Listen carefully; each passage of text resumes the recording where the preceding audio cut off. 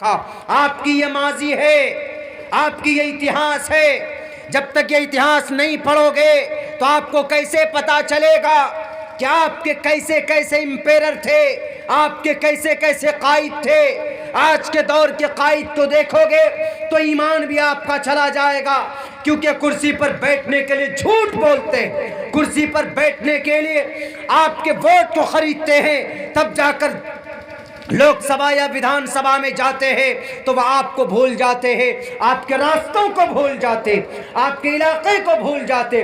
मैं आया हूं कस्बा से लेकर यहाँ तक, देखिए रास्ते की क्या दुर्गति हुई। हमारा ड्राइवर उससे गाड़ी नहीं चल रहा था तो हमने कहा कि साइड हो जाइए, मैं गाड़ी चलाता हूँ। इतने बड़े बड़े गड्ढे किन लोगों की वजह से?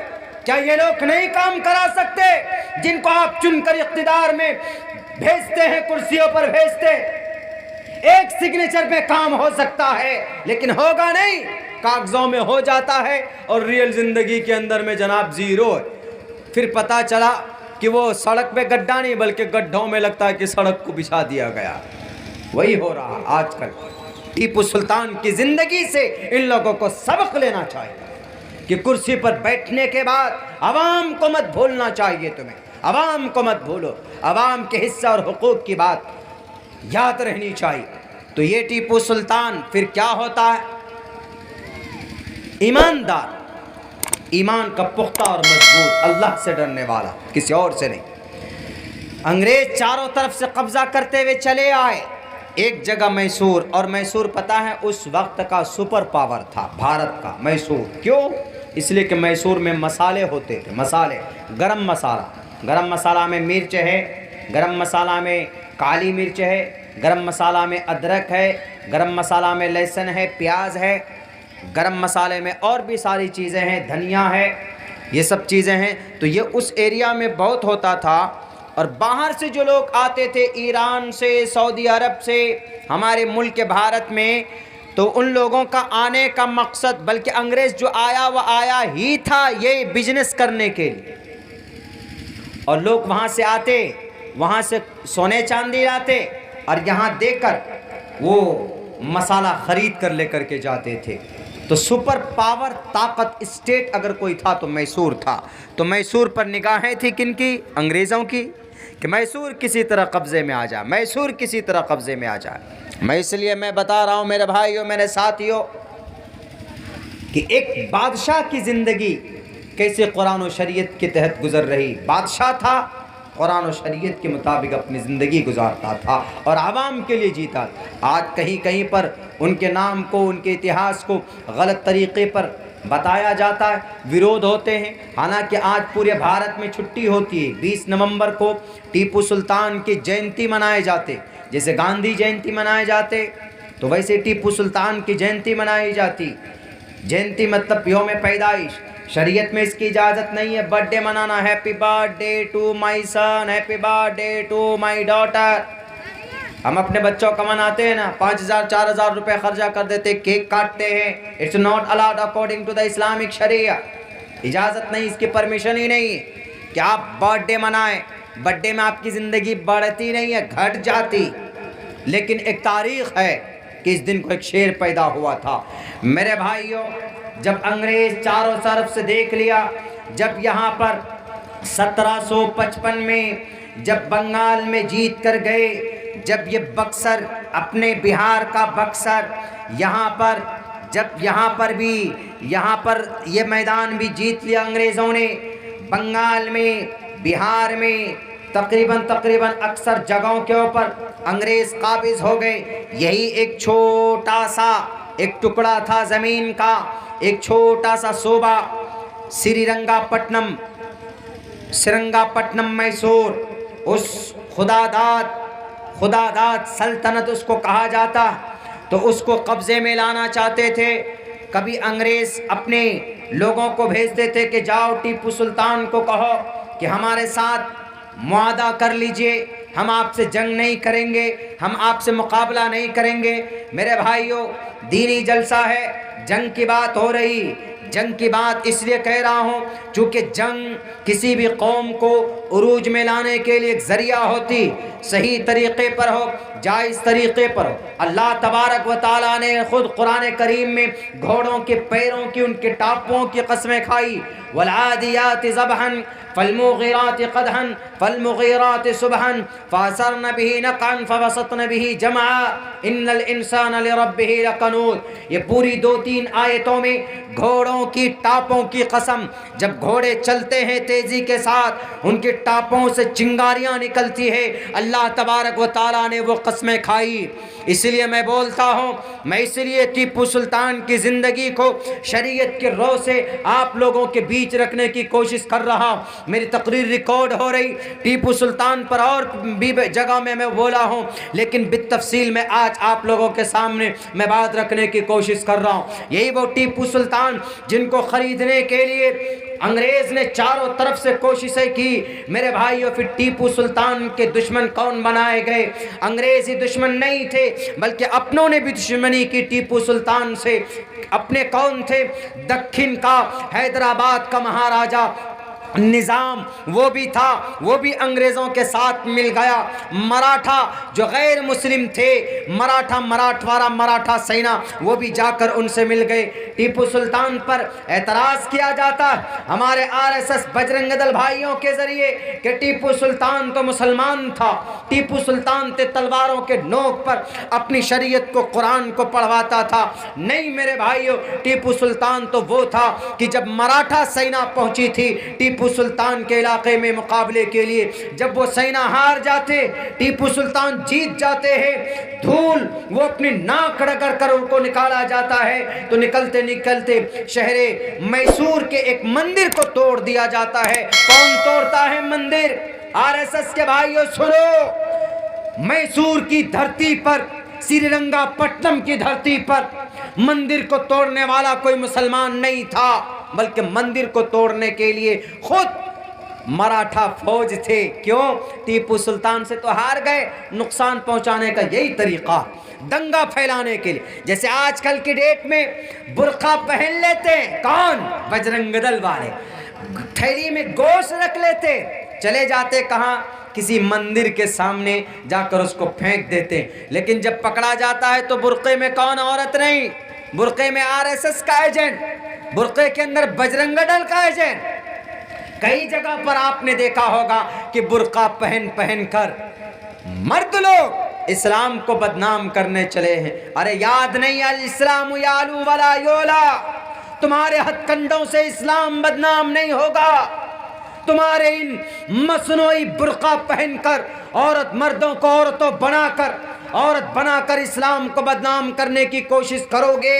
इस्लाम is the best religion to the world. इस्लाम किसी के बाप का नहीं है, इस्लाम किसी नबी का नहीं है, इस्लाम किसी नेता का लाया हुआ दीन नहीं है। इस्लाम दीन है अल्लाह का, और मुसलमान नाम है अल्लाह के तरफ से मुतय्यन किया हुआ।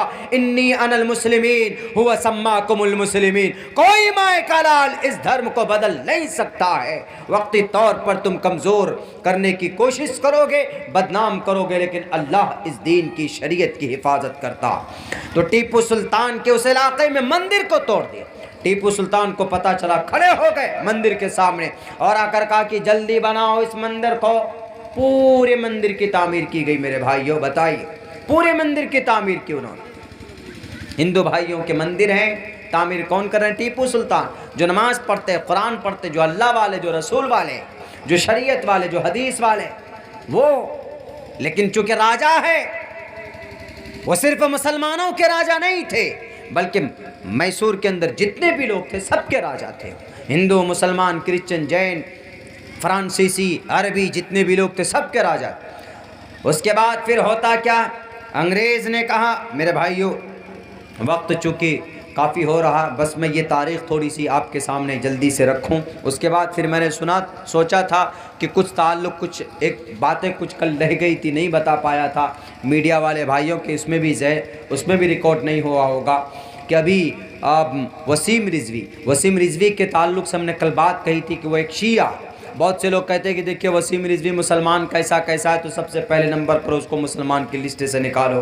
वो मुसलमान नहीं, वो शिया मुस्लिम।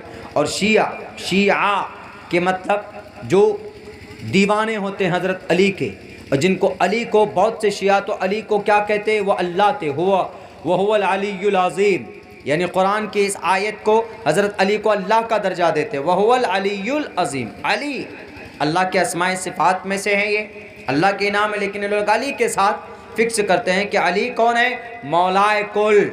उनका अक़ीदा क़द ज़नत आयशा, हज़रत आयशा पर तोहमत।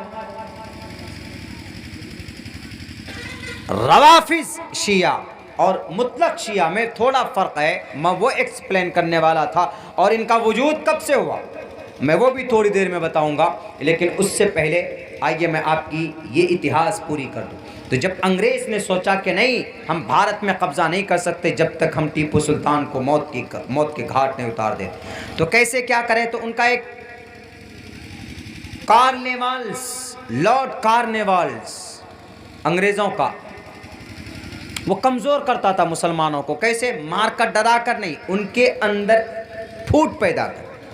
तो कार्नेवाल्स ने फूट पैदा कर दी टीपू सुल्तान के फील्ड में, टीपू सुल्तान के घर के अंदर। और टीपू सुल्तान गलत को बर्दाश्त नहीं करते थे। टीपू सुल्तान जो मुजरिम था उसको सज़ा देते थे सामने। उनके कुछ लोग बिक गए थे अंग्रेज़ों के हाथों, बिक गए। उधर निज़ाम दक्किन मदद मांगी कि हमारी मदद कीजिए। फारस की बादशाह से भी मदद मांगे, मराठा सेनाओं से भी मदद मांगे। टीपू सुल्तान ने कोई भी नहीं आया मदद के लिए, लेकिन तन्हा ये मर्द मुजाहिद खड़ा हो गया मैदान में।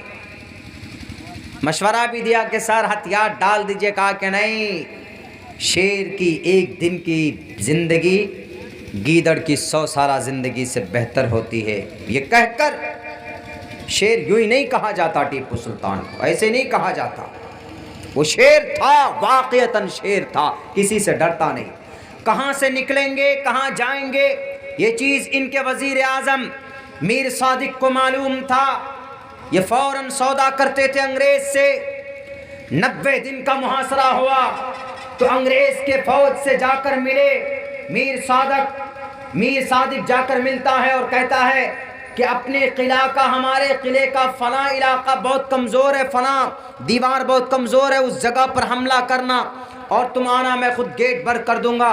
जब खाने के लिए बैठे, कुछ दिनों के बाद जब अंग्रेज़ों ने पूरा मुहासरा कर लिया, घेर लिया सख्ती के साथ, और अंदर से ये जासूस अपने दुश्मन बन गए, तो उन्होंने अंग्रेज़ से मिलकर कहा कि इस एरिया पर हमला करना, अंदर घुसना। खाना खा रहे थे और कुछ लोगों को बुला लिया था तनख्वाह देने के लिए। टीपू सुल्तान, क्या आओ, तुम लोगों का महीना पूरा हो गया, सैलरी लेकर के जाओ, तनख्वाह लेकर के जाओ।